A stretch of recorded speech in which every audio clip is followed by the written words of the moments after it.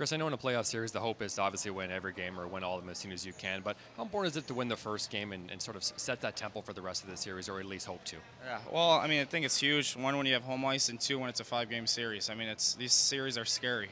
5 games, you run into a hot goalie, which we both our teams have really good goalies. You never know what can happen if you let one slip. So, thankful for how well Sparksy played, how our guys battled, and that we got the win today. The referees sort of keeping their whistles pretty close today. Was it difficult for you guys to establish a flow throughout the game in terms of some quick offsides and even some quick whistles for Thatcher Demcoat a couple times? Yeah, I mean, when you have more whistles, it's going to disrupt flow. But, sometimes the refs call a lot. Sometimes they don't call a lot. You just have to adapt. They're players kind of just like we are. And sometimes we have good games or bad games. Not to say they had a bad game, but they were just calling it a certain way today. And it's our job to adapt to it, not yell at them, not get frustrated, just adapt and somehow win the hockey game. Expecting such a close game like this in the opening game, and what did they challenge you out there today?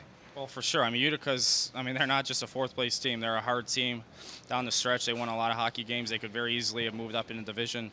They always give us fits. They work extremely hard, and they got some guys down from Vancouver, which give them more depth. But, it's playoffs. Anything can happen, and it's tough. And, we knew they were going to come hitting. We knew they were going to be physical, and we had to match it.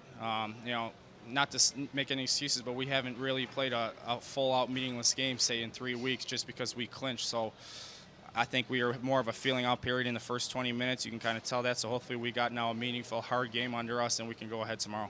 Besides their goalie, what's good about their penalty kill that gives you guys some fits?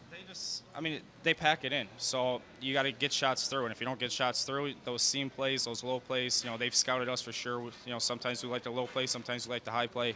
I thought the low play wasn't working until overtime, so we just got to give them more looks and try to get pucks through the net. So we're going to keep harping on that, and hopefully we'll get a couple more. How important is it? I mean, how is it to get out of adversity, for you guys? Is that a good thing early on for your younger guys? Oh, absolutely. But, we faced some adversity throughout the year, even though we won a lot. But like I said, it was tough to kind of get up for a huge, hard game against Utica in the playoffs when for 3 weeks we've been, first overall in the league. Not to say that we weren't prepared. We were. It's just sometimes it takes getting hit a couple times really hard and, working really hard for the game to get into the flow. So I'm happy that we got the win, and I think we'll be much better tomorrow.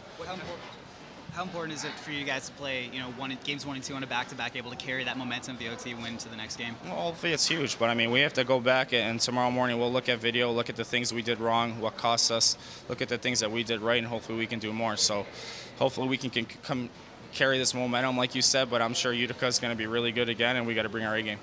How crazy was that last goal? What was going on through your eyes? The last goal that I scored? We kind of ran a play where I went around and got lost, and Dima made a nice play to me, and I just took it to the net, and I had no idea where it went in or even if it went in, but I saw Smitty celebrating, so it's just a relief, and it's just a huge Game 1 win. Did you have time to look and see he didn't have a stick in his hands?